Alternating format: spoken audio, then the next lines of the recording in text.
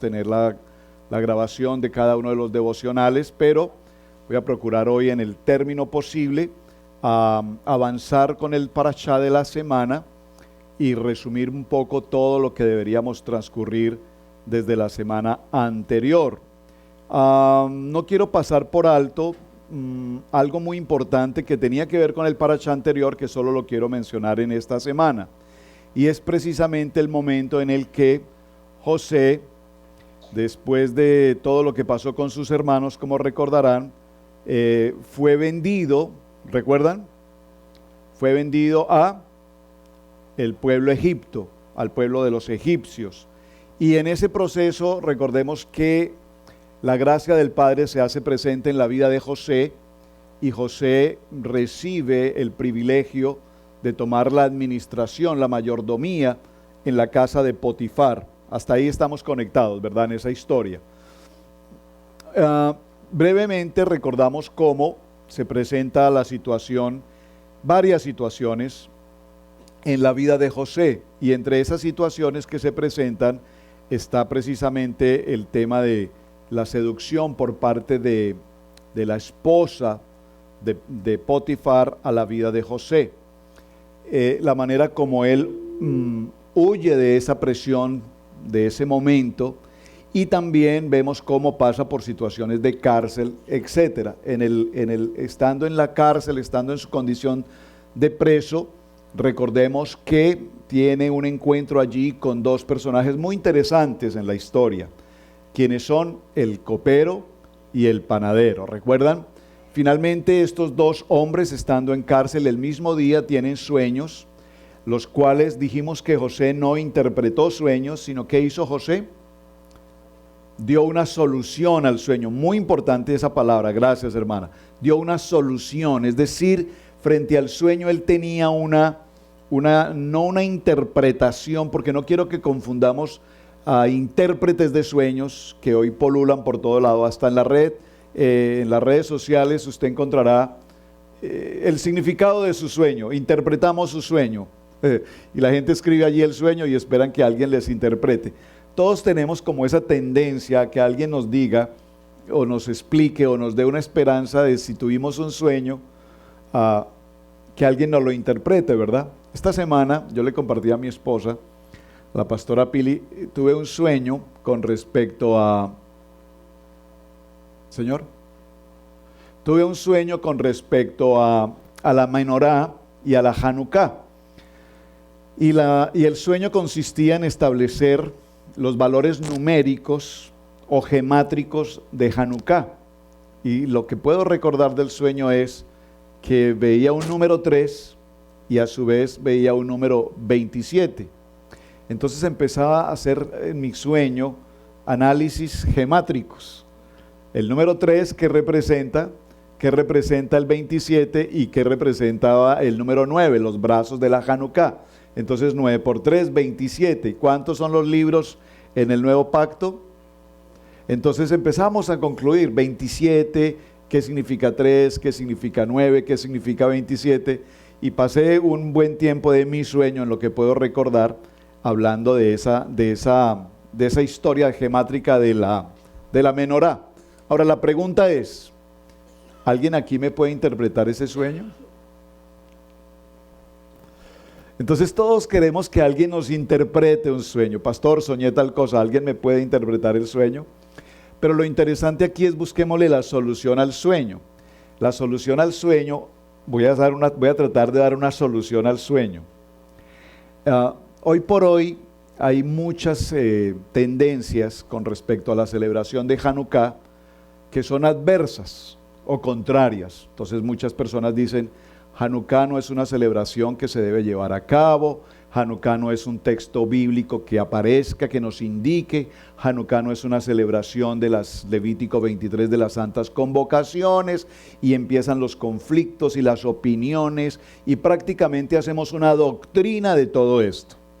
Entonces, creo que el sueño lo que nos quiere mostrar es que nunca podemos olvidar de ninguna manera la grandeza de Dios Padre Todopoderoso, Hashem, con nosotros, amén. Y que así como la Biblia nos muestra todos los milagros que el Padre ha podido realizar a lo largo de esta historia en cada uno de nosotros, de igual manera nosotros también podemos entender que hasta el día de hoy Él está presente con nosotros. Así es que no quería pasar por alto el momento de José en la cárcel. Posteriormente, ustedes recordarán que José le pide al copero, cuando se cumplieron los sueños, le pide que lo recuerde una vez él esté ejerciendo nuevamente su posición como copero del rey. Ustedes recordarán que posteriormente José es llevado de la prisión. Aquí se tipifica un momento como la mitbet. Recuerden que lo bañan, lo sumergen en agua, lo visten con vestidos especiales y lo llevan a la presencia del rey. ¿Recuerdan esa historia? Es una tipología extraordinaria. Y allí, en la presencia del rey, o del faraón mejor, nos damos cuenta cómo el faraón presenta los sueños. ¿Y cuántos sueños tuvo el faraón? 2, muy bien. ¿Cuál fue el primero? El de las vacas. ¿Y el segundo? El de las espigas. Muy interesante, qué bueno que estén conectados allí. Entonces, ya haciendo ese pequeño resumen del cierre anterior, conectamos con nuestro parashá del día de hoy. Nuestro parashá del día de hoy tiene que ver con la palabra miketz. Por favor, dígalo conmigo, miketz. La palabra miketz significa al final, o también significa al cabo de todo. Entonces, vamos a tomar desde el libro de Génesis, Bereshit. Vayan conmigo por favor a ese texto, en el libro de Bereshit, en el capítulo 41. ¿Lo tienen? Vamos a estar en el capítulo 41 y avanzaremos en lo posible hasta el capítulo 44. Es mucha historia la que tenemos allí por tratar, pero quiero que veamos puntualmente, por favor, vaya con su Biblia, capítulo 41, porque quiero que subraye 2 o 3 aspectos interesantes que veo acá. No lo vamos a leer todo porque es inmenso el texto, pero sí vamos a resaltar algunos aspectos importantes que tenemos. Atención, Bereshit, capítulo 41. ¿Lo tienen? Lea conmigo, por favor. Dice esta palabra. Aconteció que pasados 2 años, tuvo Faraón un sueño, le parecía que estaba junto al río. ¿Cuál río se menciona acá? El río Nilo. Recuerden que el río Nilo era para ellos el Dios. Todos decían, el río Nilo es nuestro Dios. Y el faraón decía, yo soy el río Nilo. Si ustedes consideran al río Nilo como el Dios, recuerden que yo, el faraón, soy el Nilo. Yo soy el Dios. Una cosa interesante. Muy bien. Y que del río subían 7 vacas hermosas a la vista y muy gordas y paseaban en el prado. Y que tras de ellas subían del río otras 7 vacas de feo aspecto y en juntas de carne, y se pararon cerca de las vacas hermosas a la orilla del río. Y que las vacas de feo aspecto y en juntas de carnes devoraban a las 7 vacas hermosas y muy gordas, y despertó Faraón. Vamos a dejarlo allí porque la historia creo todos la conocemos. Pero quiero que subraye por favor los siguientes versos. Por favor, Génesis capítulo 41, verso 16. ¿Lo tienen? Léalo por favor en voz alta, conmigo. Respondió José a Faraón, diciendo, no está en mí. Yahweh será el que dé respuesta propicia a Faraón. Número 1, subraye ese texto del verso 16. ¿Qué está sucediendo aquí?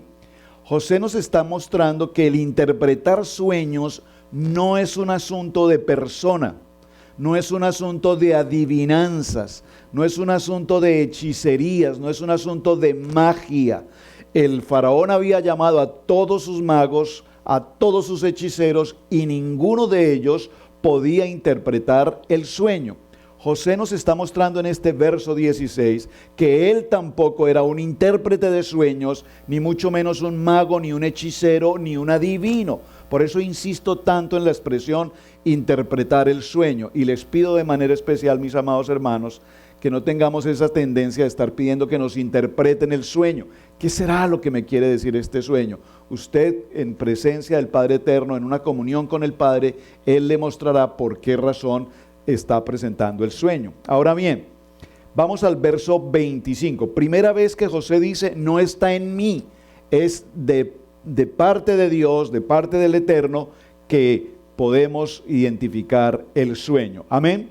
Vaya conmigo al verso 25. En el verso 25, en la segunda ocasión, entonces respondió José a Faraón: el sueño de Faraón es uno mismo.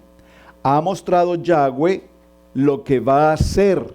Observen, por segunda vez, ahora José le indica nuevamente a Faraón que no es concepto de hombre, interpretación de hombre, sino que ya respondió, el sueño de Faraón es uno mismo. Yahweh ha mostrado a Faraón lo que va a hacer. Es decir, que si Dios lo muestra, así es, así sucederá. ¿Estamos bien? Verso 28. Esto es lo que respondo a Faraón. Nuevamente José por tercera ocasión dice: Yahweh va a hacer lo que ha mostrado al Faraón.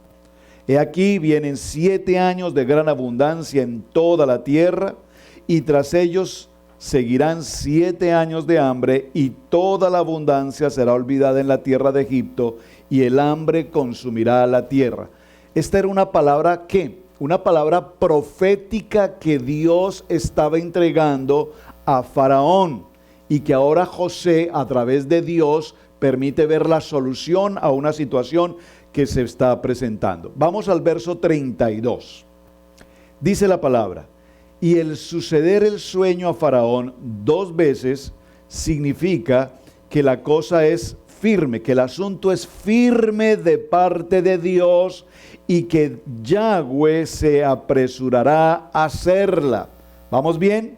Por cuarta ocasión, José le indica a Faraón que el sueño, el significado, la circunstancia, el motivo, lo que él ha presenciado en esos sueños, vienen de parte de Dios, y es a Dios a quien le corresponde identificarlos, y lo que Dios le ha mostrado a Faraón se ha de cumplir tal cual ha sucedido o va a suceder, porque aquí vemos una palabra totalmente profética.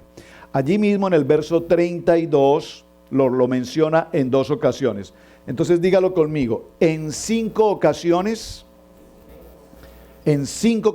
José exalta el nombre del Padre Eterno frente a Faraón. Recordemos algo: Faraón es un dios. No es un dios. Es desde el punto de vista del faraón. Él es un dios. El río Nilo es un dios. Desde el punto de vista de Egipto, todos los dioses que ellos tienen a su alrededor son muchos. Es una sinfonía de dioses, pero él es el Dios de todo Egipto. Desde el punto de vista del faraón, él es Dios. El Nilo es Dios. Y ahora vemos que desde el punto de vista de la Torá, desde el punto de vista de José, vemos que José, en un acto de humildad, que es lo que quiero que resaltemos aquí, de sencillez, de humildad, le muestra a Faraón que no es del hombre, de la naturaleza humana, mostrar un sueño, sino que los sueños vienen de Dios, y él tiene una palabra profética que se va a cumplir tal cual el Dios eterno mostró al Faraón. Podemos tomar una conclusión muy interesante aquí. ¿Cuál es? Si Faraón se consideraba Dios, ¿cómo puede explicarse el Faraón que Dios le está entregando sueños? O sea, Faraón tendría que preguntarse: un momento, José, ¿cómo tú estás diciendo que Dios está entregándome sueños si yo soy Dios? ¿Lo captan? Entonces, ¿qué encontramos aquí interesante? Encontramos aquí interesante, y es el tema de hoy, que cuando Faraón identifica el sueño profético en los labios de José, dice: si se ha de cumplir esto tal cual está escrito, ahora, ¿qué necesitamos hacer, José, con esta situación? Necesitamos a un hombre que se encargue de la administración del almacenamiento, de la distribución de todo el tiempo de abundancia. Y entonces, ¿qué dice el faraón? No hay otro hombre con tanta autoridad, espiritualmente lleno de Dios, que este hombre que tengo justo frente a mí. Observen lo importante de esto. ¿A cuántos de nosotros, cuando estamos en nuestros sitios de trabajo o en nuestras reuniones familiares o amigos, nos avergüenza mencionar a Yahweh?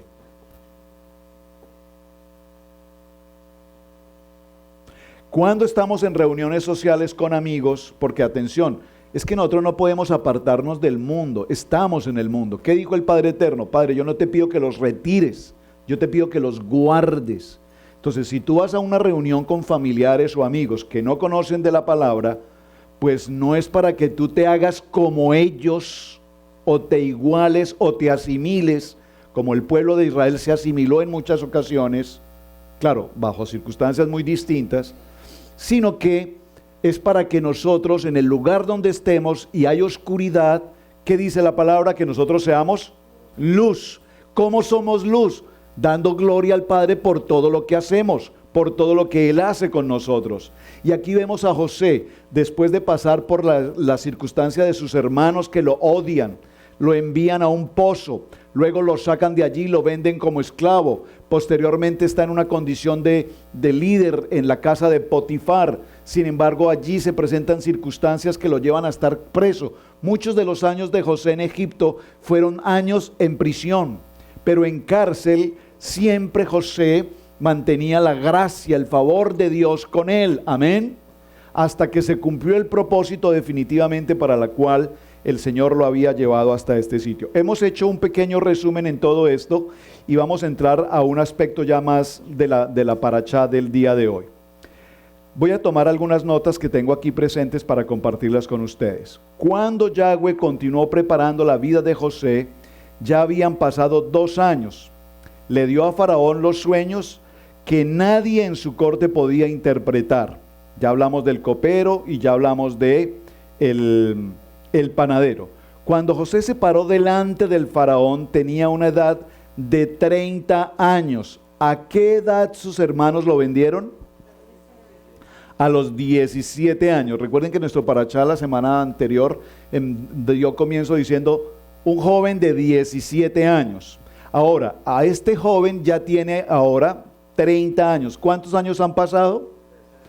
13 años de la vida de José en Egipto. Y en la Torá, el sacerdote comienza sus deberes en el templo a la edad de 30 años. Es importante el dato que nos entrega la palabra, porque este número 30 tiene que ver con el comienzo sacerdotal, pero tiene que ver con Yeshua HaMashiach, cuando él dio principio ¿a qué? A su ministerio. ¿Recuerdan? Muy bien. Esta fue la misma edad cuando Yeshua comenzó su ministerio aquí en la tierra. Libro de Lucas capítulo 3 verso 23, si quiere tomar nota del texto. Cuando el Rey de Reyes y Señor de Señores elige a su pueblo, ellos igualmente son separados y apartados del reino de la impureza para caminar en un propósito para el cual Dios nos ha llamado. Ahora, Lucas 3:23. Génesis capítulo 41 verso 16 nos dice: y Faraón dijo a José, he oído decir de ti que puedes interpretar sueños. Vean lo interesante, he oído decir de ti. De oídas te había oído. Cuando la gente escucha tu nombre, la gente, ¿qué dice de ti? ¿Qué dice la gente de ti? Sabes, he oído hablar de ti. Sé que eres una persona de fe. Sé que eres una persona de testimonio. Sé que eres una persona de propósito. El faraón le dice a José, he oído hablar de ti. Es decir, que el nombre de José no era un nombre desconocido en Egipto, porque ya se conocía de él. ¿Qué se conocía de él? Se conocían críticas, se conocían calumnias, se conocían acusaciones. Recuerden, después de lo que pasó con Potifar y la esposa de Potifar, la vida de José fue una vida terriblemente afectada bajo la condición de acusación y crítica y calumnia. Pero sin embargo, en medio de esa condición, siempre la vida de José acompañada por la gracia, dígalo conmigo, la bondad y la justicia de Dios prevalecían. Por lo tanto, José fue reconocido y el faraón dice: he oído hablar de ti, y aunque sé que he oído hablar cosas malas, también he oído hablar del favor que tú tienes de tu Dios. Sé que eres un hombre extraordinario. Entre otras cosas, recuerden que José sabía leer, ¿no? Sabía leer y escribir, y además era muy hábil con los números, con las matemáticas. Era un extraordinario administrador, estratega, planificador, un hombre de una excelente labor en lo que hacían. Por lo tanto, esta frase es importante que la recordemos, porque he oído hablar de ti. Y respondió José enfáticamente: no, Yahweh dará la respuesta que desea el faraón. Ya mencionamos este punto, avancemos un poco más. Ahora, dice la palabra, y quiero detenerme aquí, que cuando se hace este anuncio, Faraón ve a José como ese hombre extraordinariamente capaz, un hombre potencial, un hombre que no es comparado a cualquier hombre que el faraón conoce. ¿Usted se imagina cuántas personas en torno al faraón lo rodean? Hombres de mucho intelecto, hombres de mucha capacidad, hombres de gran conocimiento, hombres que presumen ser sabios, de tener sabiduría en muchos aspectos, los mismos consejeros del faraón. Sin embargo, nótense cómo aquí dijo Faraón a José: ¿por qué Dios te ha hecho saber todo esto? No hay entendido ni sabio como tú.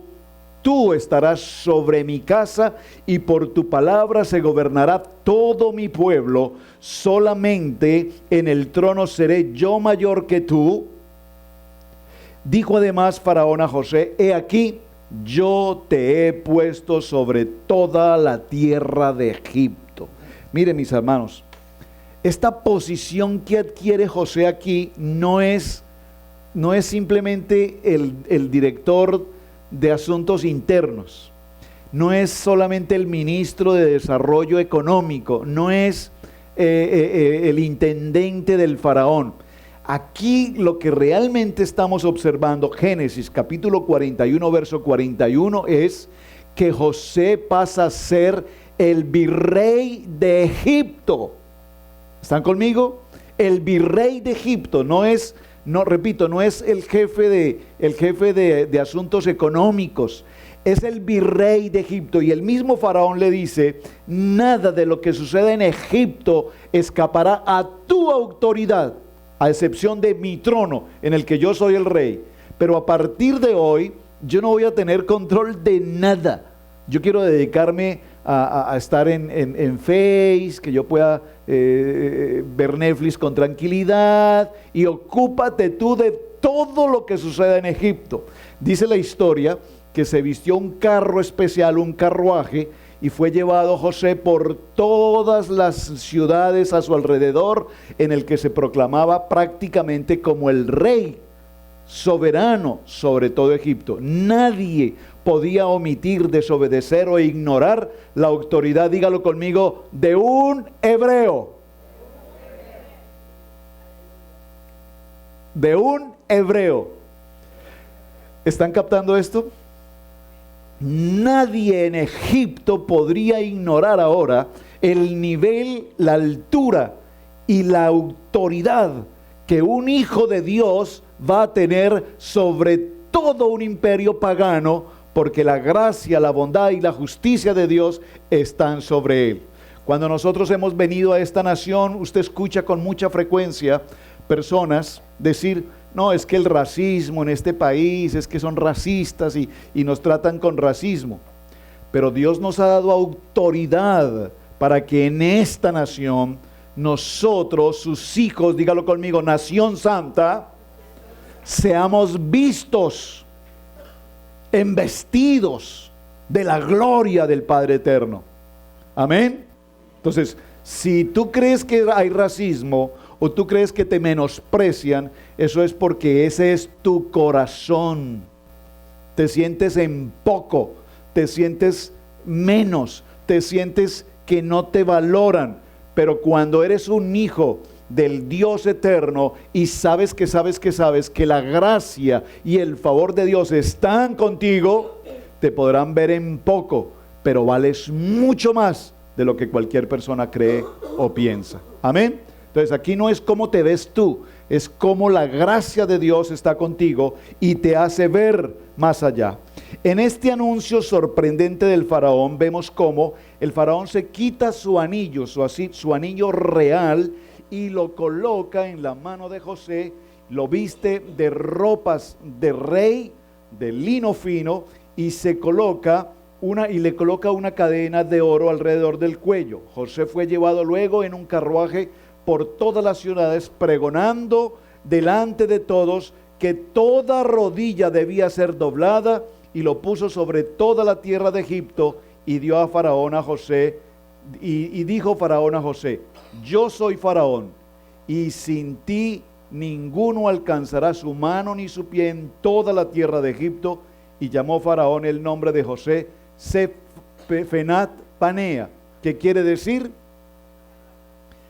tesoro del resto, y aquel que explica lo que está escondido. Qué cosa más interesante. Libro de Romanos, capítulo 25, verso 27, léalo conmigo. Pablo escribe y nos dice: al que puede confirmaros según mi evangelio y la predicación de Yeshua el Mesías, según la revelación del ministerio que se ha mantenido oculto desde los tiempos eternos, pero que ha sido manifestado ahora, y que por las escrituras de los profetas, según el mandamiento del Dios eterno, se han dado a conocer a todas las gentes, para que obedezcan a la fe, al único y sabio Yahweh Dios Todopoderoso, de la gloria mediante Yeshua el Mesías, para siempre.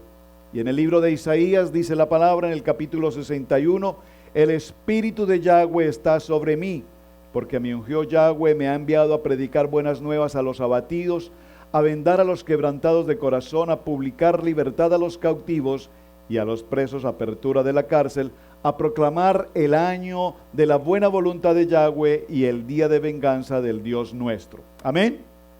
Ahora bien, vamos a mirar una etapa interesante en la vida de José.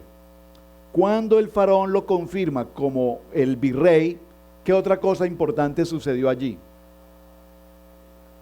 Le entrega a una mujer como esposa. Muy importante este momento. Durante los 7 años de abundancia, la tierra estaba tan llena que José paró de llevar la cuenta, ya que la cosecha había sido tan rebosante que había rebosado toda medida. El grano fue juntado en los campos y almacenado en las ciudades. Durante este periodo fructífero le nacieron a José 2 hijos, y a su mujer, ¿cómo se llamaba la esposa de José? Asenat.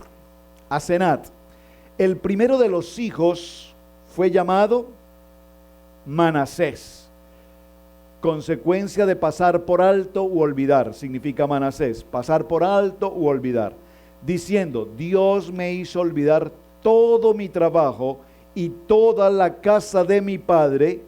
Y llamó el nombre de su segundo hijo Efraín. ¿Qué significa Efraín?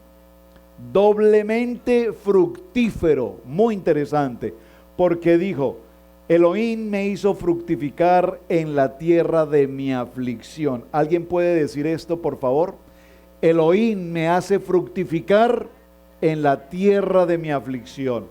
Si el Padre Eterno, recuerden que siempre se los he preguntado, si el Padre Eterno te trajo a esta nación y tú vienes bajo la dirección de Dios, Elohim te hará fructificar en esta tierra de aflicción.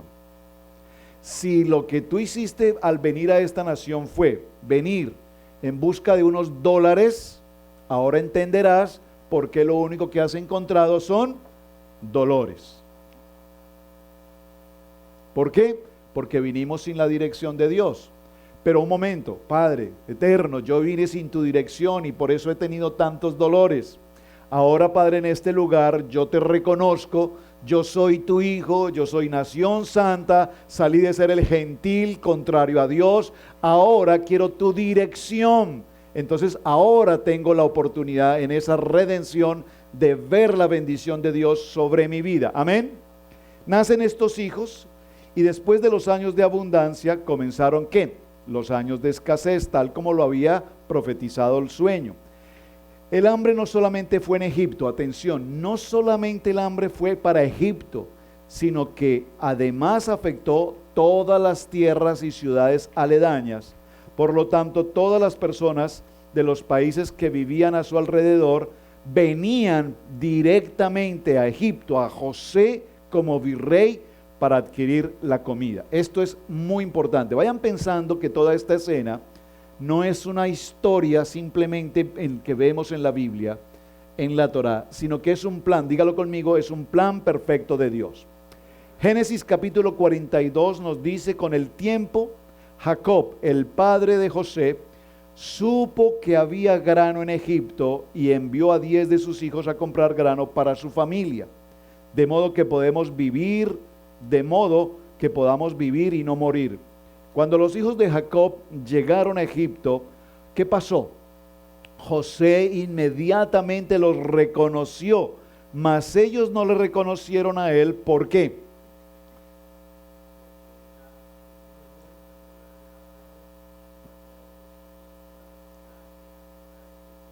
Tenía una personalidad, un carácter. No, creo que la personalidad no sería la palabra correcta.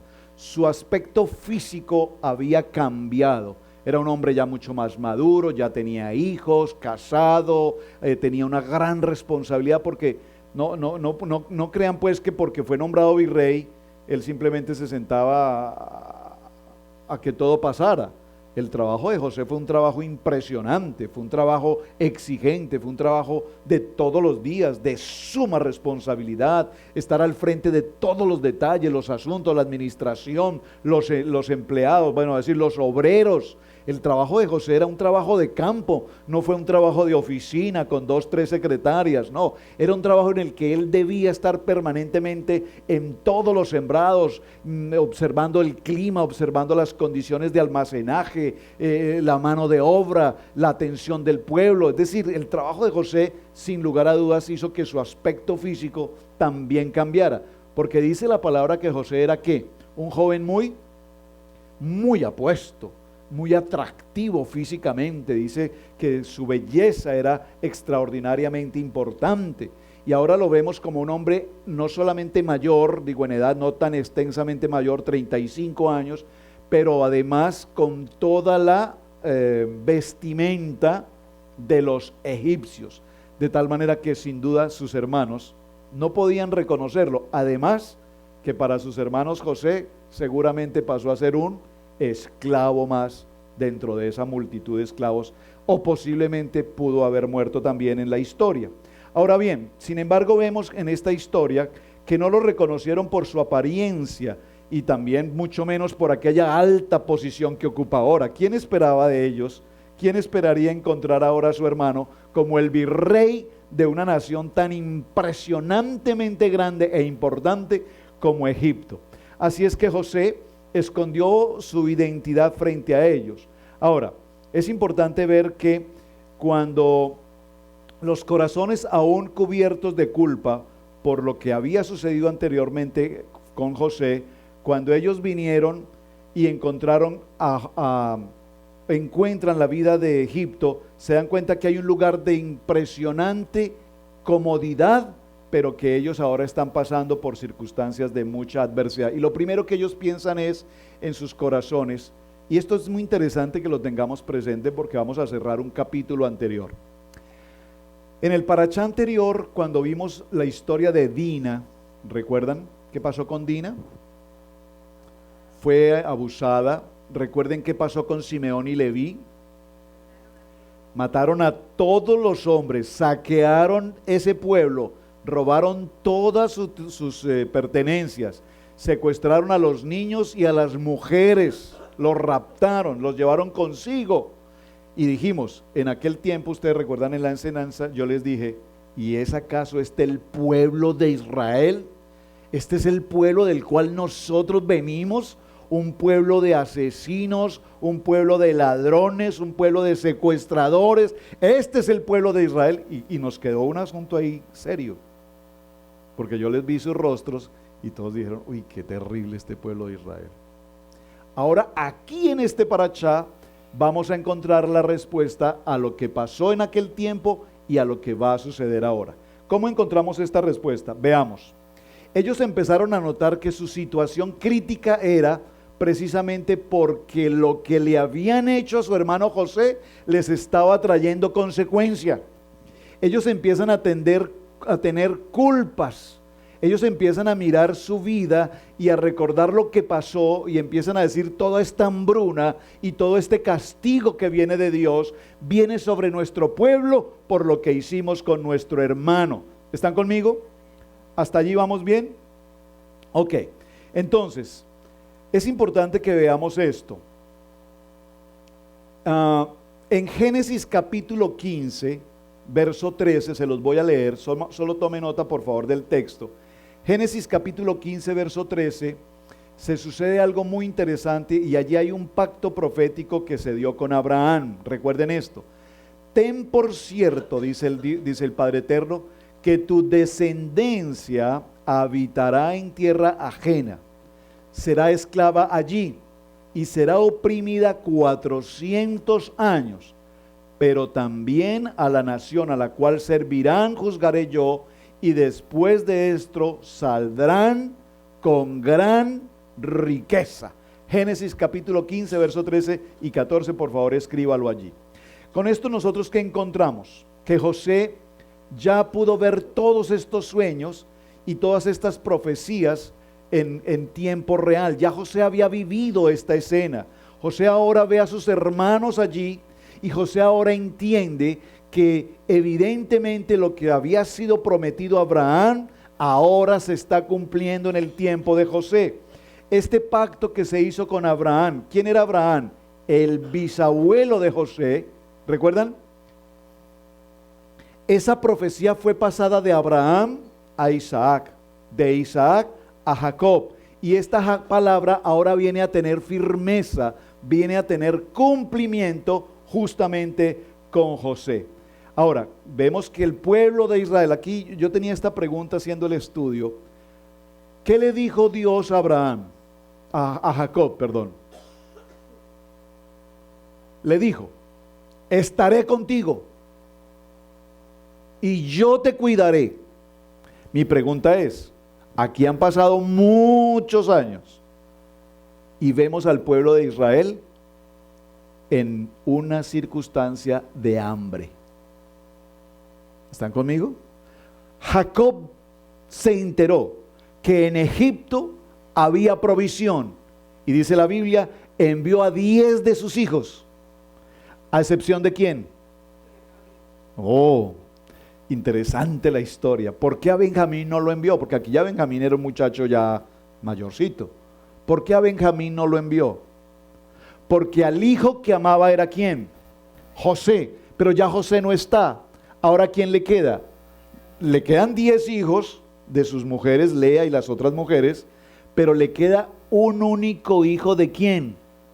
De su amada esposa Raquel, el menor de todos, Benjamín. Entonces ahora todo el amor de José lo entrega y lo coloca en el corazón de Benjamín. Ahora su tesoro está puesto en Benjamín, lo que no sucedía anteriormente. Pero aquí sí estamos encontrando que sin lugar a dudas, Jacob tenía un amor especial y un corazón especial por los hijos de Raquel, tanto José como Benjamín. ¿Hasta ahí vamos bien? Vamos bien.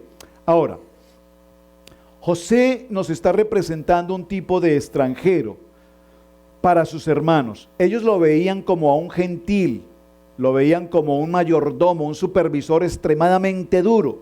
Prontamente los hermanos serían probados así con la sinceridad de sus corazones. Es cierto que ellos eran hijos de Abraham, circuncidados en la carne, pero los hijos de fe están circuncidados. Por favor, dígalo conmigo. Los hijos de fe estamos circuncidados en el corazón. Son llamados los hijos verdaderos, hijos de Abraham. Por favor, vaya conmigo al Salmo 69:8. Y este sí quiero que por favor lo leamos todos juntos. Libro de los Salmos y el Salmo 69:8. ¿Lo tienen? ¿Voy muy rápido con la historia? ¿O está bien? Salmo 69:8. Observen, una cosa es la circuncisión física. Lo hemos mencionado en varias ocasiones aquí. ¿De qué sirve que una persona se circuncide físicamente, el Brit Milá, si su vida o pecado continúa? ¿De acuerdo? Entonces, la verdadera circuncisión, ¿cuál es? La circuncisión del corazón. Observen esto que es muy interesante. Hace unos días mencionamos de qué nos sirve cuando visitamos un hogar, encontramos imágenes de una cosa y de otra. ¿De qué nos sirve que las personas, es muy dado en el evangelio que llegamos a visitar un hogar y si alguien tiene alguna imagen o algún tipo de idolatría, muchos les dicen, hermano, esto es anatema, esto no es de Dios, usted tiene que sacar esto de su casa, y entramos en tremendo problema. ¿De qué sirve que la persona saque el cuadro o la imagen si lo tiene guardado en su corazón? ¿De acuerdo? ¿Qué dice esta palabra? Verdaderos circuncidados en el corazón. 69:8 de Salmos, ¿qué dice? Salmo 69, verso 8 dice: extraño he sido para mis hermanos y desconocido para los hijos de mi madre. Qué tremendo texto, téngalo presente. Romanos capítulo 2, verso 28 dice: porque no es judío el que lo es exteriormente. Romanos capítulo 2, verso 28. Vamos a ese texto, ok, leámoslo entonces. ¿Lo tiene el pastor Apili? ¿Lo puede leer? Pero no es judío el que lo es exteriormente, ni es la circuncisión la que hace exteriormente la gana, sino que es judío el que es en lo interior. La circuncisión es la del corazón, el espíritu, no en letra, la alabanza del cual no viene de los hombres, Sino de Dios. Qué texto maravilloso. ¿Saben? Hay algunas normas particulares de cómo podemos ser judíos físicamente. Número uno, no todo el que nace en Israel es judío. ¿Está claro esto? Debe venir, número uno, de madre judía. Es una de las normas. Pero nosotros también, hay un rabino en un parashá que dice: todo aquel que diga de su corazón, yo soy judío, es judío. Solo con que lo diga, yo soy judío, soy judío. Ahora, entendamos la palabra judío para que no entendamos judaizar. Porque siempre que hablamos de algo judío, las personas dicen, se judaizaron, se están judaizando. ¿Quién era Yeshua? Un judío. Vivió como judío, creció como judío, celebró como judío, murió, entregó su vida por nosotros como un judío. Cuando nosotros hablamos de yo soy un judío, estoy diciendo yo soy un creyente en Yeshua. Amén. No estoy hablando de una cultura, yo no estoy hablando de una nacionalidad, no estoy hablando de un territorio, estoy hablando de nuestro Padre eterno, estoy hablando de Yeshua HaMashiach. Yo soy judío porque Yeshua fue judío, vivió como judío y entregó su vida como judío. Y yo como judío, yo soy judío porque tengo una identidad con Yeshua. Amén. ¿Podemos tener claro esto? Y esto no es ni judaizarse ni cosa por el estilo. Es entender y poner en orden las cosas que tenemos que poner en orden. Entonces, José representa, atención, la casa de Israel. ¿Qué es la casa de Israel? Hello. Lo vimos anoche. ¿Qué es casa de Israel? Todos los esparcidas 10 tribus esparcidas por el entorno de la tierra. José representa la casa de Israel retornando de las naciones. Él tenía una apariencia, atención, José tenía una apariencia egipcia, vamos a decirlo con otra palabra, una apariencia mundana. Y sus hermanos, ¿quiénes son sus hermanos? Los que llegaron, ¿quiénes eran? ¿Quién venía cabezando el grupo? Judá, muy bien. Entonces, la casa de Judá no lo reconocieron. ¿Están entendiendo esta tipología? Las casas, las 10 tribus esparcidas por el mundo, hoy no reconocen a Yeshua. Aún la casa de Judá que estaba ahí presente, Judá vio a su hermano, habló con él y no lo reconoció. ¿Están comprendiendo la historia tan importante de este parachá? Es apasionante lo que estamos viendo acá. Entonces, vemos cómo la casa de Israel hoy, las tribus esparcidas por las naciones, esa casa de Israel hoy tiene olor. Voy a decir algo fuerte, tiene que entender lo que estoy diciendo para que lo pueda recibir. La casa de Israel, las tribus extendidas por la tierra hoy tienen olor a puerco. ¿Lo está entendiendo? Gracias. No necesito explicarlo. Gracias. Tienen olor a langosta, tienen olor a cangrejo y siguen edificándose hoy en las celebraciones paganas babilónicas como Navidad, como árbol de Navidad, como otra serie de, no voy a mencionarlas todas, entre ellas el Halloween, el Easter y todo esto. Nos muestra que esa casa de Israel está paganizada, está hoy completamente asimilada y totalmente apartada del plan y el propósito. Amén. Por lo tanto, ahora vemos, dice en el libro de Romanos capítulo 11, verso 25, si me acompaña a esa lectura. Romanos capítulo 11, verso 25, espero que esté tomando nota. Porque a Israel, la casa de Judá, le han acontecido un endurecimiento parcial hasta que haya entrado la plenitud de los gentiles. La casa de Israel, el pueblo de Yahweh que estuvo cautivado en las naciones, y así todo Israel, la casa de Israel será salva. Romanos capítulo 11, verso 25 y 26. Ahora, con esta figura que estamos viendo de José, José recibió un entendimiento más claro, así como el propósito de su participación y el rol en la tierra de Egipto en este tiempo. Él fue enviado de antemano, por favor dígalo conmigo, José fue enviado de antemano, gracias, para preparar el camino para su familia. Yo he venido para preparar el camino. Por favor vaya entendiendo lo que estamos hablando. Y el día de hoy los creyentes están viviendo entre las naciones y son una representación de José. El Espíritu Santo, el Ruach HaKodesh, está preparando el camino para la venida de toda la familia de José, todas las 12 tribus, toda la casa de Jacob, para que todos retornen y seamos un solo pueblo. De la misma manera que José, Yahweh le ha dado a los creyentes las llaves de su reino. ¿A través de qué? A través de la Torá, de la palabra, para desatar las tareas que Él ha preparado de antemano que ellos puedan caminar en ellas. Ahora bien, dice la palabra, si el pueblo de Dios cumple con su palabra y camina en justicia y en bondad, especialmente en las pequeñas áreas de su vida, Él, el Padre Eterno, puede lavarnos para una obra mayor y venir, que es la redención de toda la casa de Israel.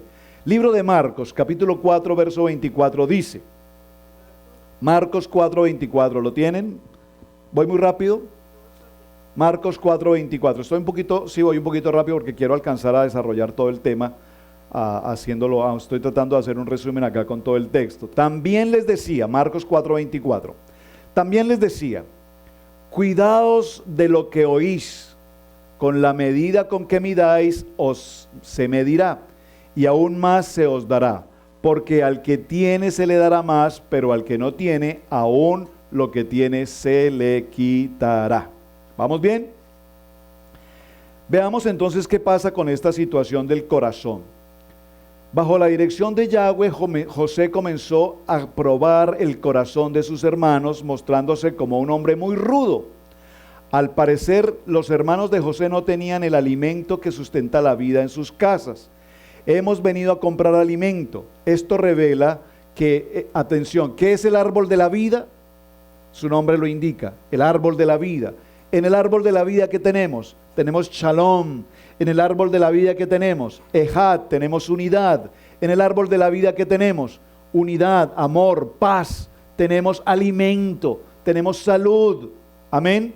Pero al parecer, al pueblo de Israel ya no tenía esa capacidad con el árbol de la vida, sino que ahora estaba viviendo un tiempo de hambruna, de tal manera que ahora el pan de Egipto, el pan que José proveía a través de la palabra profética que Dios le había dado, iba a ser la solución para ellos. Amén.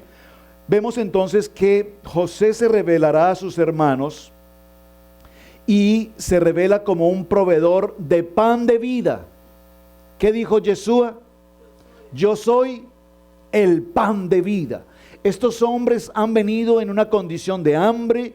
Estos hombres, digo, pueblo de Israel, han venido en una condición de hambre y encuentran a un hombre rudo, pero un hombre con misericordia que ahora les entrega pan de vida.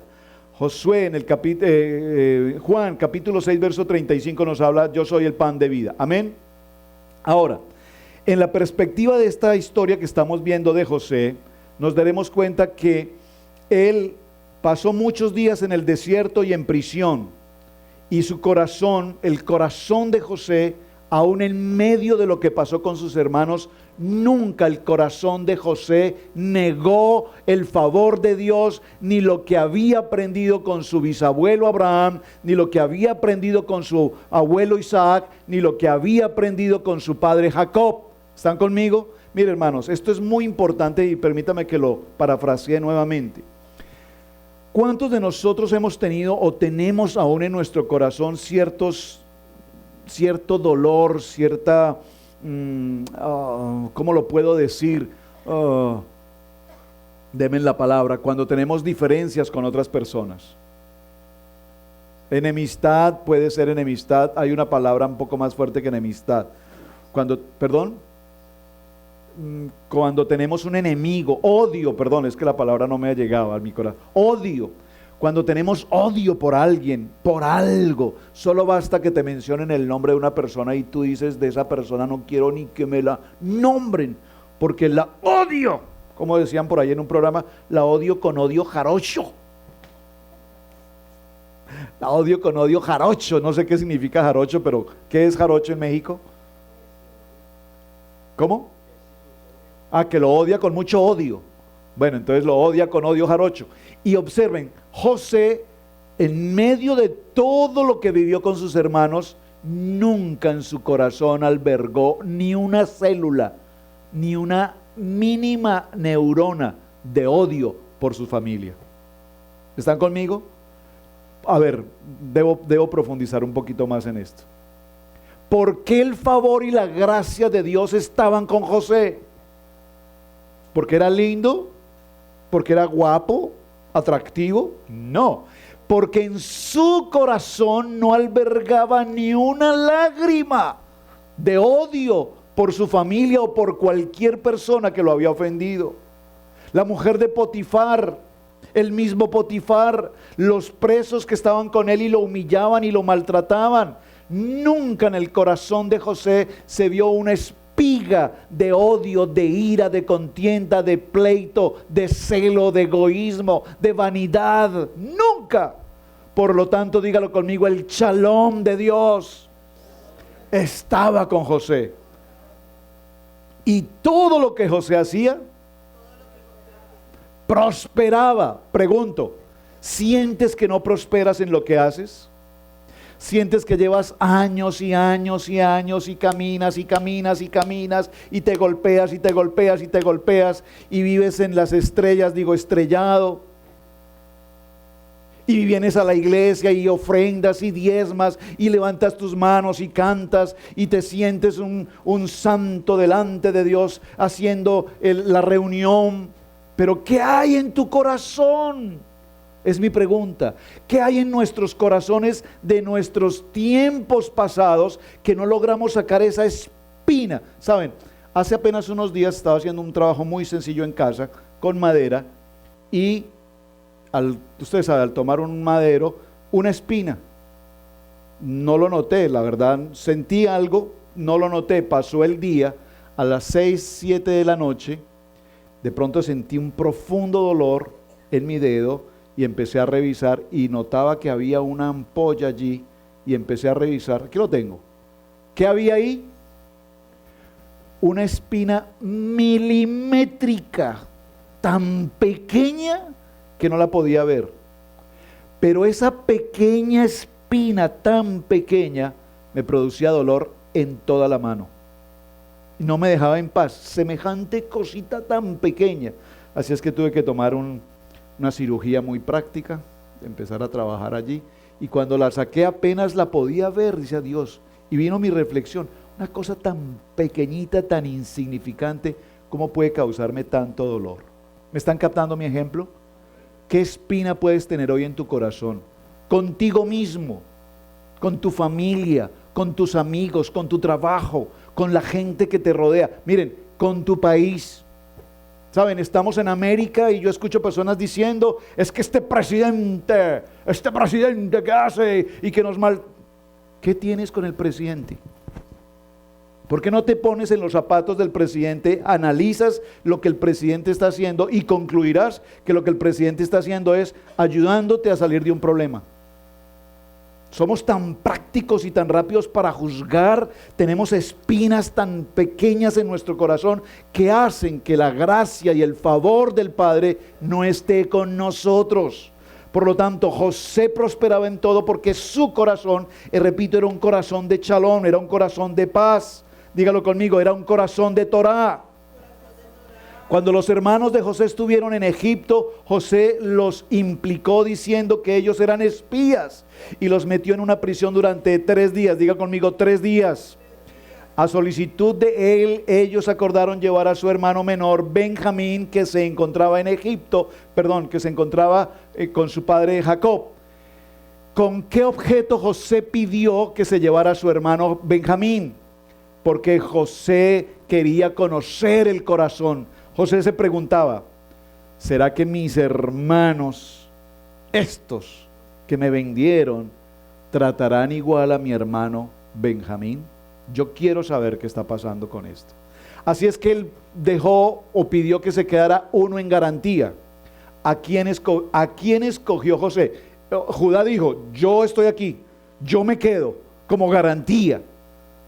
Allí José encontró que el corazón de Judá era un corazón de... No, pues si no están conectados. A ver, conecten. Cuando José pidió una garantía, uno de ustedes quedará, Judá se ofreció. ¿Y José qué hizo? No. Pero José, ¿qué vio en Judá en ese momento? Muy bien, hermana, gracias. Doble porción para la hermana, por favor. Vio que Judá tenía un corazón de arrepentimiento, que ahora Judá tenía un corazón de proteger a sus hermanos, que Judá ahora tenía la posición de ser líder, de ser un hombre responsable, y ahora José empieza a observar el corazón de cada uno de ellos. ¿Vamos bien? Entonces José, que conoce a ese grupo, que los conoció muy bien, cuando mataron, cuando robaron, cuando se llevaron a las gentes cautivas, ahora José dice, dejarán a uno como garantía. ¿Y a quién escogió? ¿A quién? ¿A quiénes no? Como garantía. Dice, ustedes van a ir a Jacob. José ya identificó que Jacob aún vive, porque él preguntó, ¿cuántos hermanos son ustedes? Y mencionó tantos, y uno que está con papá. Entonces ahí dijo, papá está vivo. ¿Y cómo se llama el que está con papá? Benjamín. Mi hermano Benjamín está vivo. Ya José está haciendo una labor de inteligencia aquí, ¿verdad? Y en ese momento dice, dice Judá, y uno que murió.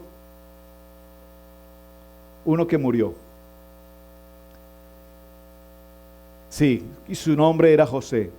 Entonces dice, José dice, no veréis mi rostro si no traéis a vuestro hermano Benjamín con vosotros. Este fue un lenguaje profético de las bodas, que no veremos al novio, a Yeshua, a menos y hasta que las 12 tribus se junten nuevamente. Estoy en Génesis capítulo 43. Estoy tratando de parafrasear el capítulo 43. Amén.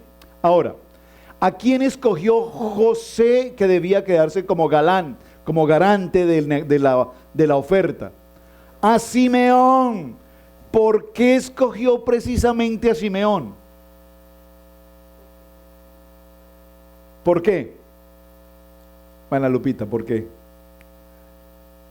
Ustedes aquí ya tienen que tener la respuesta, por favor. Observen. Cuando fue abusada Dina, dice la palabra que Jacob no pronunció ni una palabra. ¿Quién habló? Habló Rubén. ¿Quién actuó? Simeón y Leví. ¿Qué hicieron? Una catástrofe. Una cosa que yo lo escribí en ese momento, ¿recuerdan? Leer para creer. Esto es impresionante que haya pasado. Una cosa horrible. Mataron a cientos de hombres, pero mataron, por favor. Esto fue que los mataron esto no fue con una 9 milímetros. Esto fue a machete. ¿Usted sabe qué es a machete? Matar gente a machete, descuartizarlos, descabezarlos. Esto es una muerte, esto es una escena horrorosa. Lo que estos dos niños, Simeón y Leví, eran niños, 15 años. Matar a hombres a machete, despedazarlos. Estamos viviendo una escena sangrienta. La leemos muy fácil, pero la escena es terrorífica. José sabía lo que Simeón había hecho y dijo, déjenme a Simeón aquí, porque yo sé que este es un bandido terrible.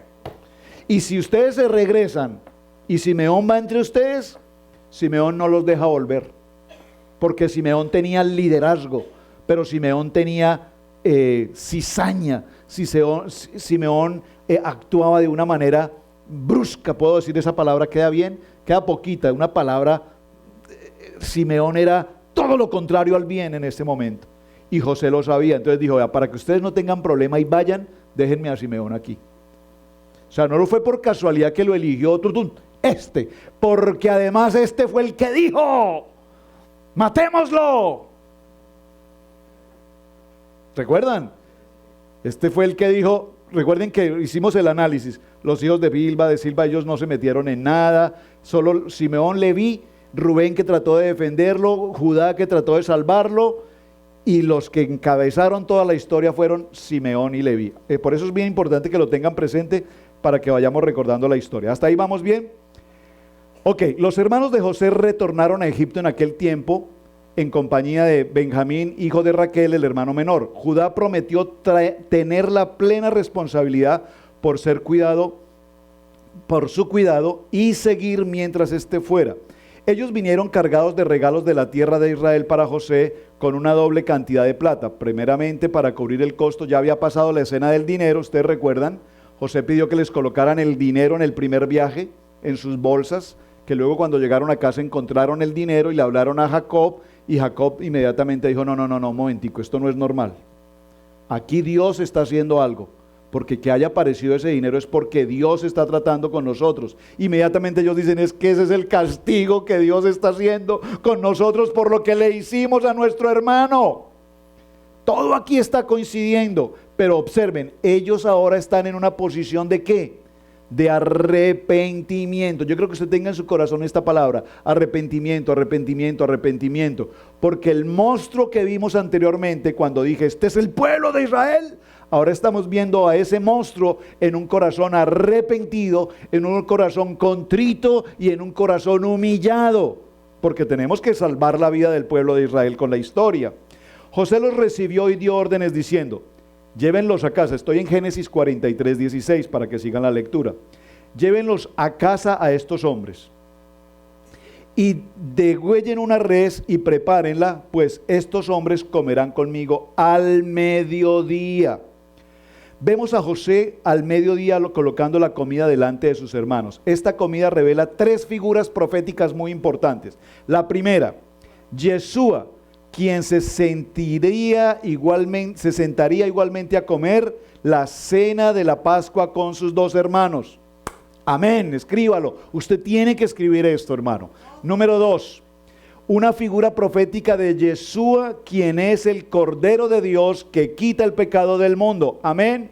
Y el pago y la redención de las almas. Y número 3, en tercer lugar, el futuro banquete que era la era mesiánica, donde las 12 tribus de Israel viven juntas en la casa del Padre y van a cenar en la fiesta de los tabernáculos, llamada también la cena de las bodas del Cordero, en Apocalipsis capítulo 19, verso 9. Amén. Muy bien. Los hermanos hablaron con José a la entrada de la casa, explicando cómo ellos encontraron la plata de la compra del grano en sus sacos, cuando retornaron a la casa de su primer viaje a Egipto. Esto fue así mismo como una confesión simbólica de los pecados a la puerta de la salvación antes de nuestra redención a través de Yeshua. Observen, cuando ellos regresan, ¿ellos se hubieran podido quedar con el dinero? Pregunto, si usted va a la tienda y le regresan más dinero del que deben regresarle, ¿usted qué hace? Número 1, cierra los ojos. Número 2, sale corriendo. Número 3, le da gracias a la cajera y le dice Dios la bendiga. Número 4, se arrepiente. Número 5, regresa el dinero. Puedo seguir con las opciones o todas las anteriores. ¿Qué haces tú? Observen, ellos se hubiesen podido quedar con el dinero. No era poco dinero, era una cantidad muy grande de dinero. Las encuentran de nuevo en su casa. ¿Qué hubieran podido decir? ¡Ay, Dios nos bendijo con el dinero! Lo tenemos de regreso. Jacob dijo, no, un momentico. Aquí algo no está bien. Van a regresar, van a llevar el doble de dinero, más aparte van a llevar regalos y presentes, porque está tratando el corazón de Jacob ¿de qué? De enmendar y corregir un error. ¿Están conmigo? El pueblo de Israel aquí, estas tribus, ahora se presentan delante de José y dice, nosotros encontramos el dinero. ¿Qué nos muestra esto? Nos muestra un corazón arrepentido, muestra hombres honestos, muestra hombres que sabe que un día se equivocaron, pero que ahora han tenido un cambio en su actitud y en su posición como pueblo de Israel. Aquí estoy tratando con ustedes, mis hermanos, de volver a levantar la posición de Israel al lugar que debe ocupar. Aquí vemos al pueblo de Israel en arrepentimiento, en honestidad, gracias por la palabra, hermana Alicia, en un corazón de honestidad y de transparencia frente a Egipto, frente a José en este caso, ¿de acuerdo? Muy bien, seguimos. Cuando los hermanos se presentaron a sí mismos en la casa, José hizo que los sirvientes les lavaran los pies. Lavar los pies aquí representa un cambio de estatus y consagración, y del mismo modo Yeshua lavó igualmente los pies a sus discípulos. ¿Recuerdan? Juan capítulo 13, verso 5. ¿Qué significa al mediodía? Al mediodía significa a la hora sexta de la oración. Los hermanos estuvieron listos para recibir la ofrenda de alimento. Cuando José llegó y se les acercó, ellos le presentaron regalos e hicieron reverencia delante de él 2 veces, dándole honra. Luego le presentaron a Benjamín y se sobrecogió por tal emoción que José tuvo que retirarse del lugar e ir a llorar a otro sitio. En la mesa del banquete ellos se sentaron por orden de nacimiento. ¿Por qué se sentaron por orden de nacimiento? Miren, ellos entraron al banquete. Y Simeón, ya estaba Simeón allí, se sentó aquí, Judá se sentó allá, Benjamín, no.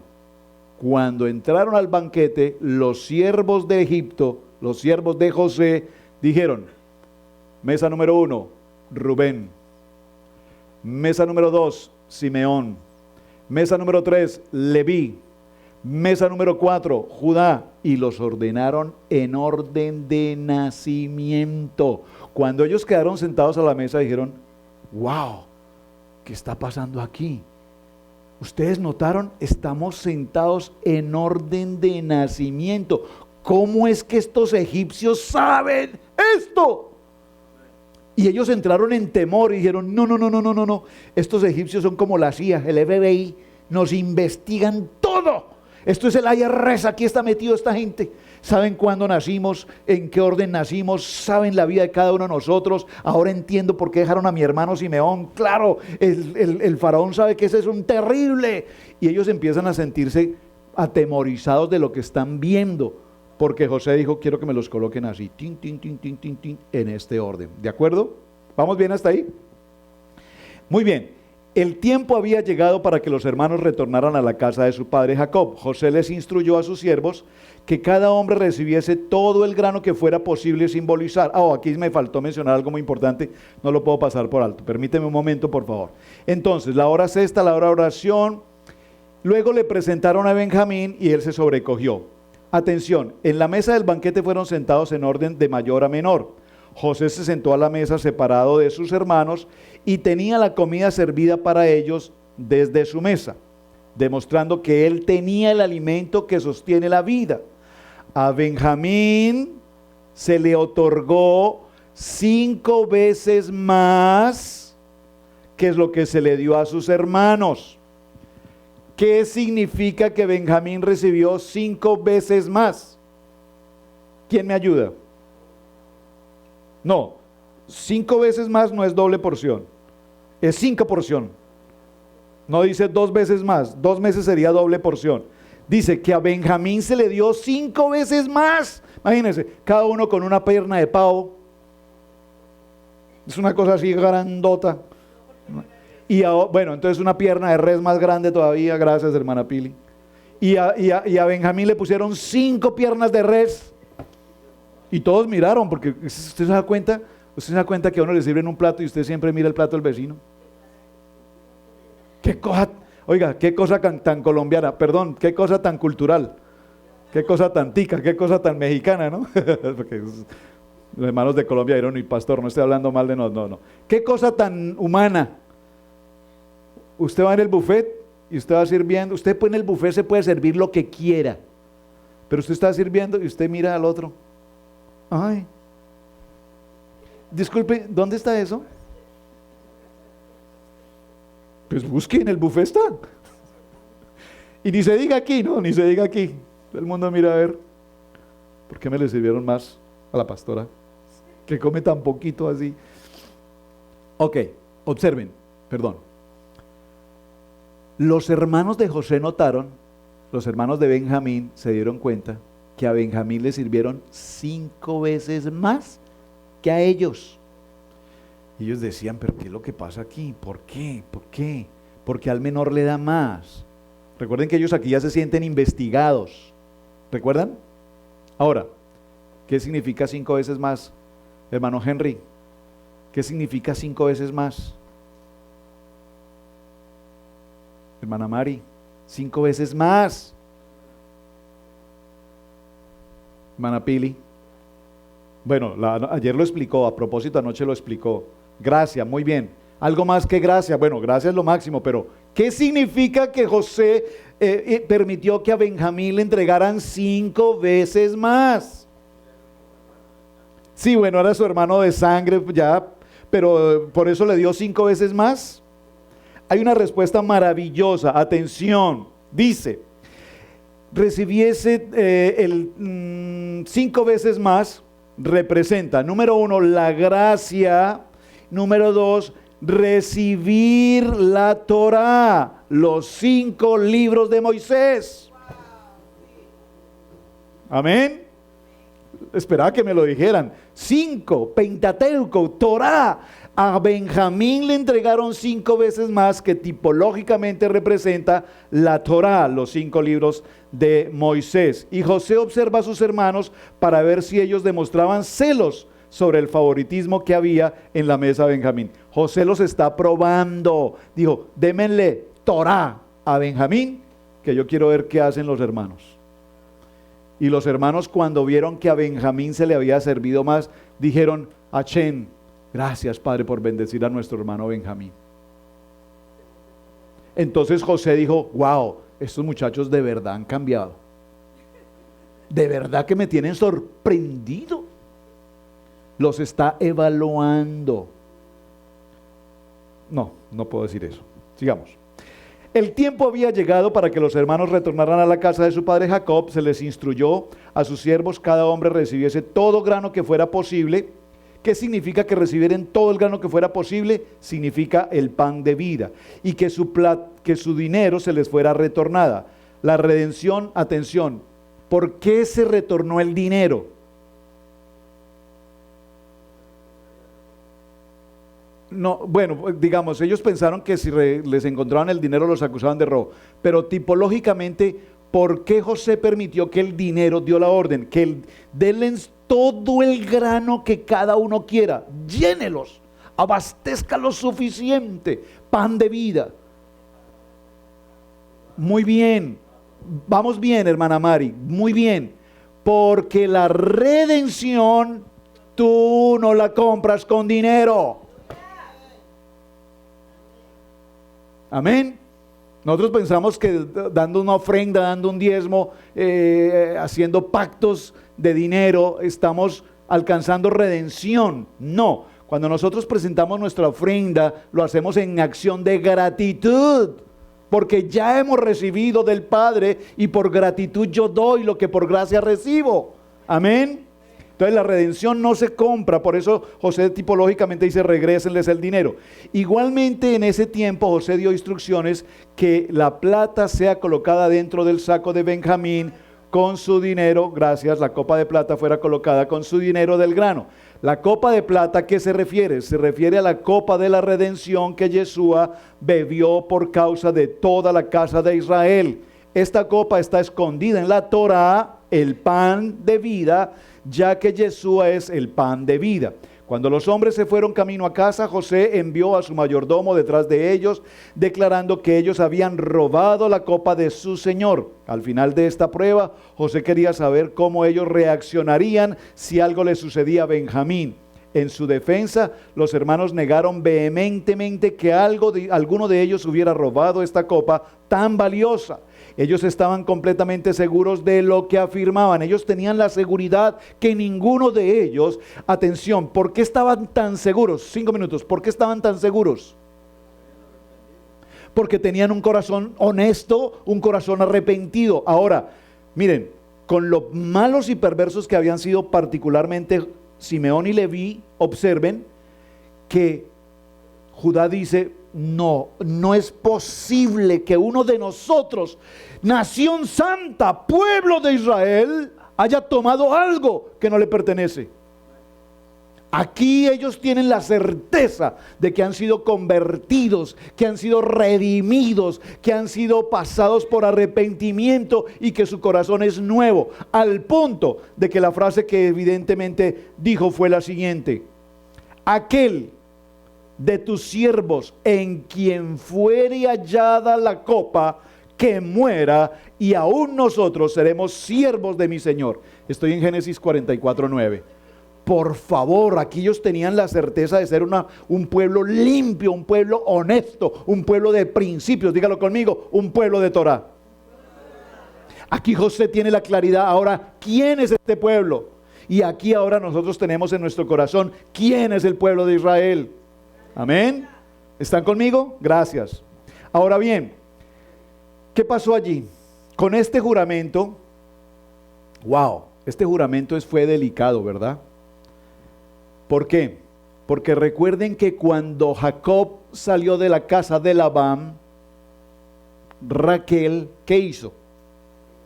Tomó los ídolos de su padre y los llevó.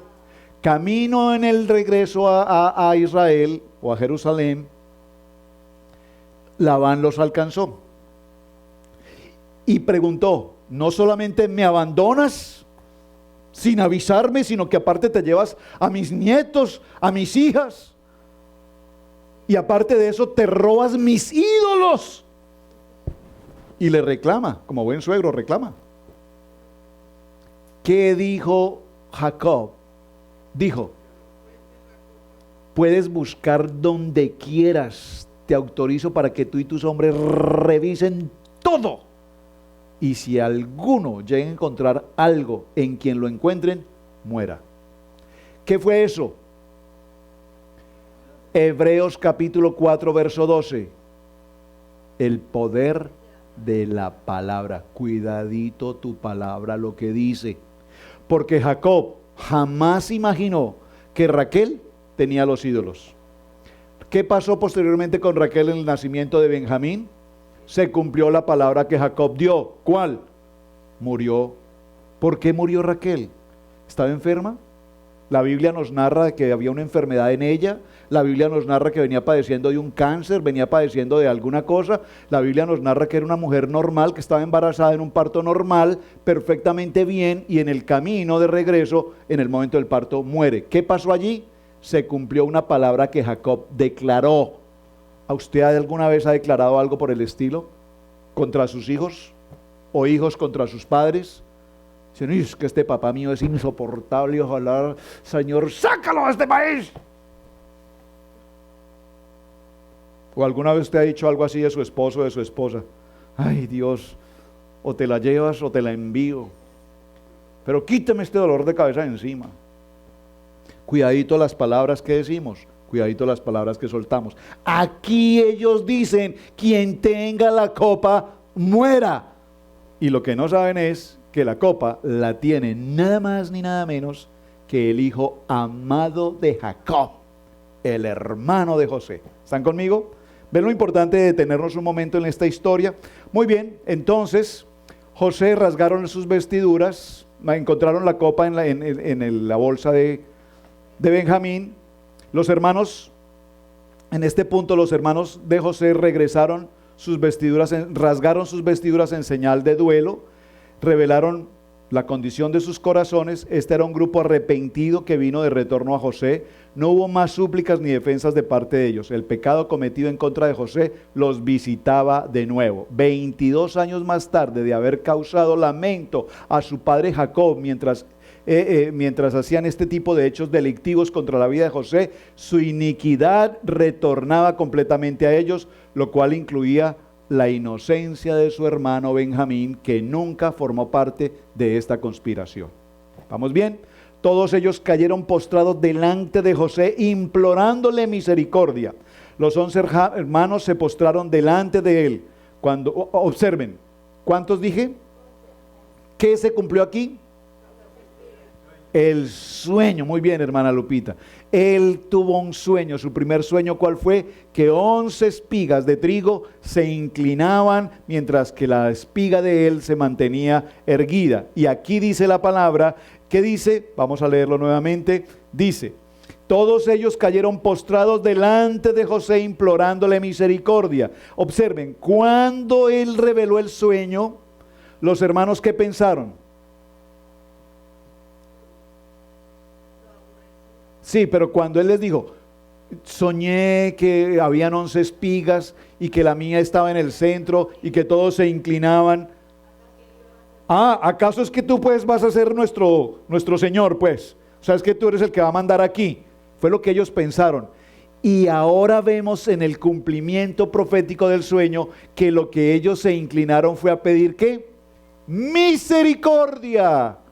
¿Por qué? Porque la espiga que se mantenía erguida, que era José, no fue hecha para ser autoridad, no fue hecha, el sueño no era que iba a ser el jefe, el mandamás de ellos. El sueño lo que representaba era que esa espiga iba a dar la provisión de alimento para sus hermanos. ¿Captaron? ¿Ven la diferencia entre lo que ellos pensaron y lo que el sueño representa? Ahora, ¿por qué hago este paréntesis acá? Porque una cosa es lo que tú sueñas y alguien te interpreta, y otra cosa es lo que Dios tiene para ti en el sueño. ¿Están conmigo? Ya estamos cerrando. Qué pena. Entonces, mi gavilla se levanta y se puso a la derecha, y vuestras gavillas se ponían alrededor y se inclinaban hacia mí. Génesis 37:7. Judá se puso al frente en representación de sus hermanos. Él sabía que Yahweh les había revelado su pecado. En efecto, sus palabras implicaban admitir el crimen que ellos perpetuaron anteriormente contra José. Sabiendo entonces que era la mano de Yahweh, Judá comprometió a todos ellos a ser esclavos de José. juntamente con Benjamín. Solamente cuando José indicó que su mente estaba solamente en Benjamín, su hermano Judá, el garante de Benjamín, pasó adelante a defender a su hermano con todo su corazón y abogar por la causa de Benjamín. Aquí José estableció que definitivamente sus hermanos habían tenido un tiempo de techuvá, un tiempo legítimo de arrepentimiento. Es decir, con esto quiero significar, hermanos, todos nosotros podemos habernos equivocado una y mil veces, pero todos nosotros tenemos la maravillosa opción y oportunidad de un legítimo y verdadero arrepentimiento. ¿Alguien dijo amén? Muchas naciones se unirán con Yahweh en aquel día y serán pueblo mío. Yo habitaré entre vosotros y sabrán que Yahweh el Todopoderoso me ha enviado a ti. Mirad que yo he quitado tu pecado y te he puesto nuevas vestiduras. Si caminas en mis caminos y guardas mis ordenanzas, entonces gobernarás mi casa y te pondré a cargo de mi corte. Te daré lugar entre estas dos ramas de olivo con mis dos testigos. Te daré autoridad sobre ellos porque son los hijos de aceite fresco, la casa de Israel y la casa de Judá, que están delante de Yahweh en toda la tierra.